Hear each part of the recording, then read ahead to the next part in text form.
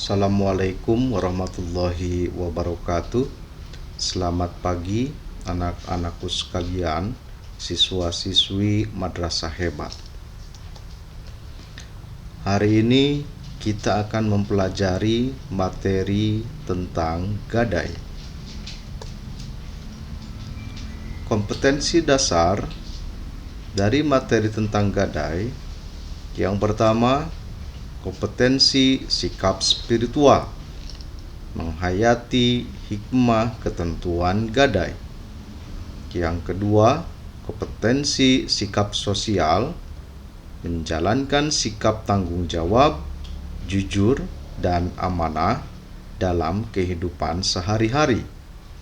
Kompetensi yang ketiga, kompetensi pengetahuan, menganalisis ketentuan gadai. Dan yang keempat adalah kompetensi keterampilan mempraktekkan tata cara gadai dengan benar. Tujuan pembelajaran: setelah mempelajari materi tentang gadai, peserta didik diharapkan dapat yang pertama, memahami pengertian gadai, dan yang kedua, mempraktikkan tata cara gadai dengan benar. Anak-anakku sekalian, siswa-siswi Madrasah Hebat, pengertian gadai. Dalam bahasa Arab, gadai disebut ar-rohan, artinya penyerahan barang yang dilakukan oleh orang yang berhutang sebagai jaminan atas hutang yang telah diterimanya. Hal ini dimaksudkan agar pemberi hutang memperoleh jaminan untuk mengambil kembali seluruh atau sebagian piutangnya apabila peminjam tidak mampu membayar hutangnya. Dasar hukum gadai. Hukum gadai asalnya adalah mubah atau diperbolehkan. Hal ini berdasarkan atas dalil dari Al-Quran dan Al-Hadis.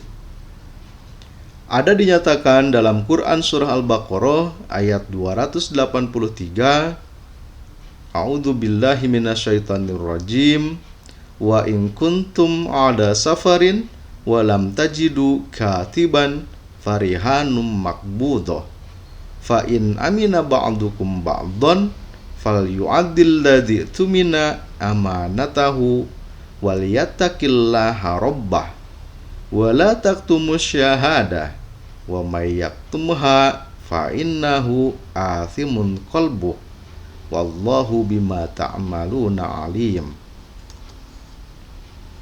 Artinya, jika kamu dalam perjalanan dan bermuamalah tidak secara tunai, sedang kamu tidak memperoleh seorang penulis, maka hendaklah ada barang tanggungan atau boroh yang dipegang oleh orang yang berpiutang. Hadis Rasulullah sallallahu alaihi wasallam an Aisyah radhiyallahu anha anna nabiyya sallallahu alaihi wasallam ishtara ta'aman min yahudiyyin illa ajalin warohanahu dir'an min hadid. Artinya, Aisyah radhiyallahu anha berkata, Rasulullah sallallahu alaihi wasallam pernah membeli makanan dari seorang Yahudi dengan cara tempo atau kredit, dan beliau menggadaikan kepadanya baju besinya. Hadis riwayat Bukhari dan Muslim.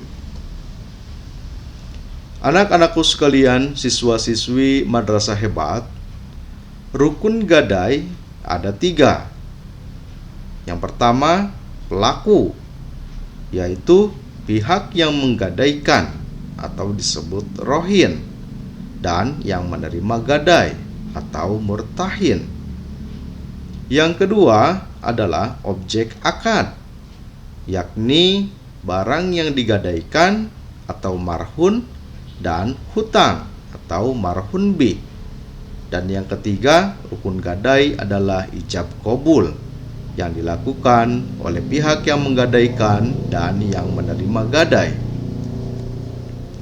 Selanjutnya adalah syarat-syarat gadai, ada 3.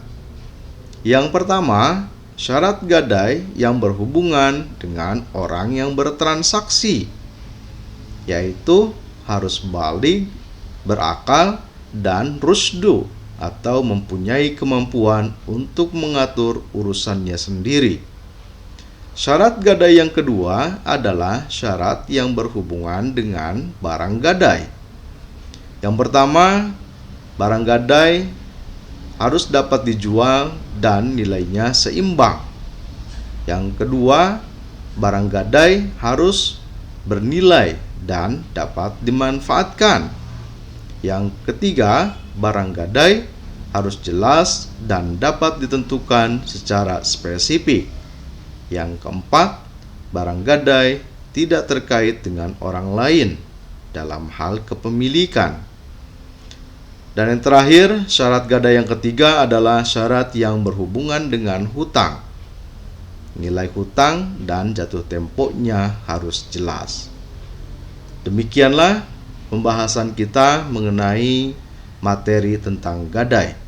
Mudah-mudahan bisa dipahami dan dapat dipraktekkan dalam kehidupan sehari-hari.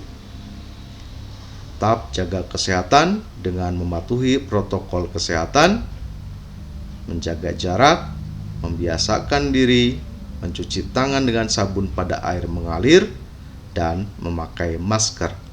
Billahi taufiq walhidayah. Assalamualaikum warahmatullahi wabarakatuh.